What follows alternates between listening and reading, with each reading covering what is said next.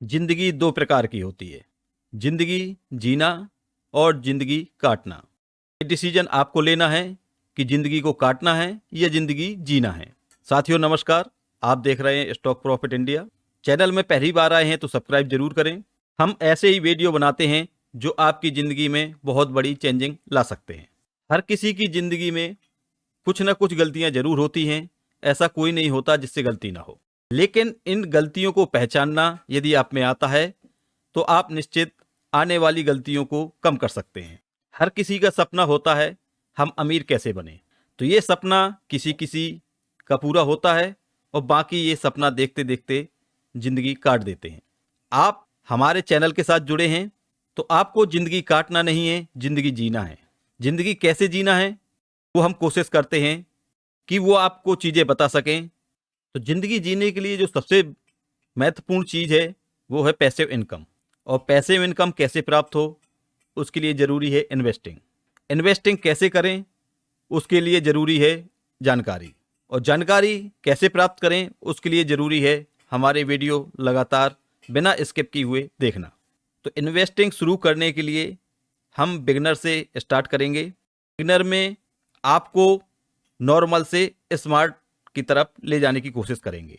हर कोई बिगनर एक पहले नॉर्मल होता है, धीरे धीरे वो जानकारी कलेक्ट करता है और जानकारी के साथ फिर वो स्मार्ट इन्वेस्टर बनता है। यदि आपको नॉर्मल इन्वेस्टर बनना है तो आप एफडी कर सकते हैं, आरडी कर सकते हैं, पीपीएफ कर सकते हैं और भी कई चीज़ें हैं जहाँ पे एक फिक्स रिटर्न जनरेट होता है, तो वहाँ पे आप इन्वेस्ट कर सकते हैं। यदि आपको स्मार्ट इन्वेस्टर बनना है जो कि महंगाई को बीट कर सके, आपकी अर्निंग को बढ़ा सके और आप इन्फ्लेशन को ज़्यादा से ज़्यादा अंतर से बीट कर सकें, वो तरीका हम आपको बताने जा रहे हैं। आज के वीडियो से हम बेसिक से चलेंगे एडवांस की तरफ और हो सकता है कि वीडियो ज़्यादा बड़ा बनने की वजह से हम इसको अलग अलग पार्टों में डिवाइड कर दें। तो आज पहले पार्ट की शुरुआत करते हैं और वो करते हैं स्मार्ट इन्वेस्टिंग की दुनिया से। तो जैसा कि हमने बताया कि ज़िंदगी जीने के लिए सबसे पहली ज़रूरी चीज़ है इन्वेस्टिंग। इन्वेस्टिंग कितनी करनी चाहिए, कितना करना चाहिए। मान लीजिए आपकी सैलरी 20,000 रुपये मंथली है, तो आपको 20,000 में कम से कम 20%, तो 20,000 का 20% होता है 4,000। यदि आपकी सैलरी 50,000 रुपये है तो आपको कम से कम 10,000 रुपये इन्वेस्ट करना चाहिए। आपकी सैलरी 1,00,000 रुपये है तो कम से कम 20,000 रुपये इन्वेस्ट करना चाहिए। ये 20% को हम किस कैटेगरी से कैसे बांटें वो भी आपको सिखाएंगे, तभी आप स्मार्ट इन्वेस्टर बन पाएंगे। तो सबसे पहला नियम है कि आपकी सैलरी आते ही 20% आपको निकाल के अलग कर देना है या 20% को तुरंत इन्वेस्ट कर देना है। अब मान लीजिए आपने पहला नियम यहाँ पे फॉलो किया, 20% आपने तुरंत अलग कर दिया इन्वेस्ट करने के लिए। तो इस 20% में हमें किस कैटेगरी में कितना इन्वेस्ट करना चाहिए उसके लिए भी हम आपको नियम बताते हैं कि मान लीजिए आपकी जितनी उम्र है उतना परसेंट आप हमेशा ऐसी कैटेगरी में निवेश करें जहां पे कोई रिस्क ना हो। उदाहरण के तौर पे मान लीजिए आपकी उम्र यहाँ पे 30 साल है, तो 30% यानी उस 20% का जो आपने निकाला, हम यहाँ पे उदाहरण लेके चल रहे हैं कि आपकी इनकम 50,000 रुपये महीने है, तो आपने 10,000 रुपये इन्वेस्ट करने के लिए अपनी सैलरी से निकाल लिए। उन 10,000 में से यदि आपकी उम्र 30 साल है तो 30% यानी 3,000 रुपये आपको ऐसी जगह इन्वेस्ट करना है जहाँ पे कोई रिस्क ना हो, और वो चीज़ हो सकती है बैंक में, पोस्ट ऑफिस में, कुछ भी हो सकता है जहाँ पे आपको 30% निवेश करना है। बाकी बचा 70%, तो 70% आपको शेयर मार्केट में डालना है।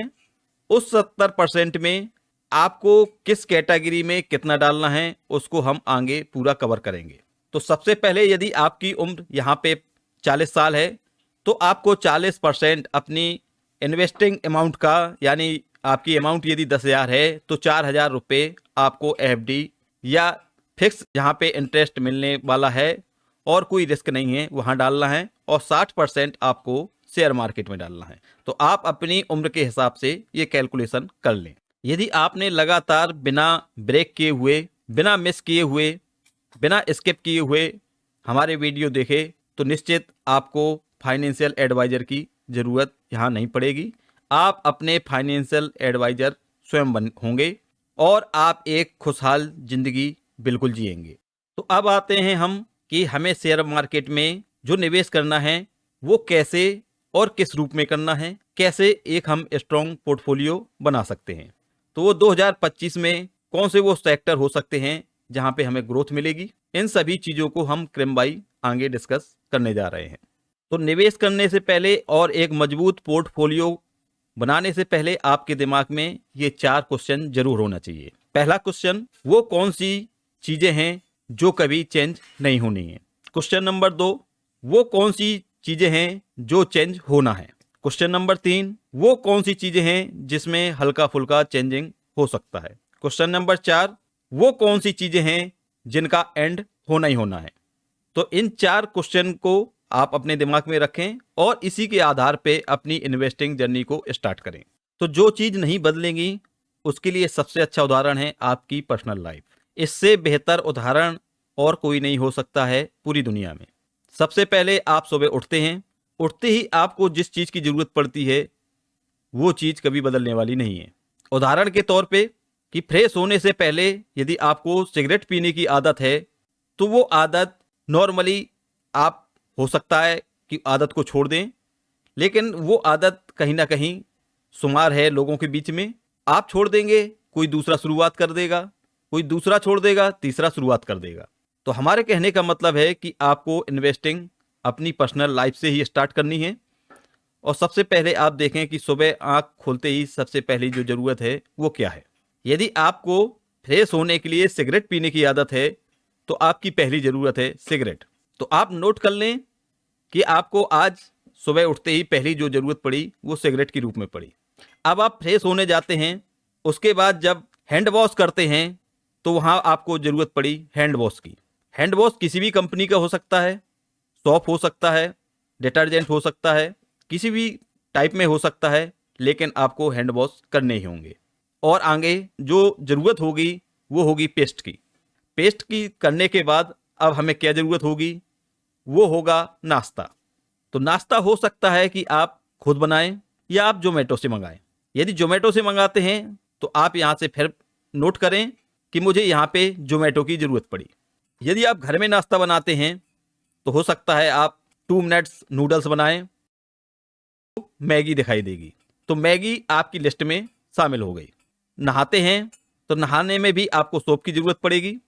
नहाने के बाद आपको मेकअप की ज़रूरत पड़ेगी, वहाँ पे हेयर ऑयल हो सकता है, फेस क्रीम होगी, बॉडी लोशन होगा, यानी इस प्रकार के कॉस्मेटिक आइटम हो सकते हैं जो आपको ज़रूरत पड़ेगी।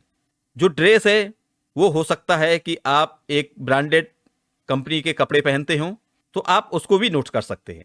उसके बाद आप गाड़ी निकालते हैं तो यहाँ पे आप कौन सी गाड़ी यूज करते हैं वो ज़रूर नोट करें, या कोई भी गाड़ी आप यहाँ पे नोट कर सकते हैं कि अब जो ज़रूरत पड़ी वो गाड़ी की पड़ी। वो 2 व्हीलर हो सकती है, 4 व्हीलर हो सकती है। यदि 2 व्हीलर और 4 व्हीलर आपके पास नहीं है तो आप किसी पब्लिक कन्वेंस से अपने ऑफिस तक जाएंगे।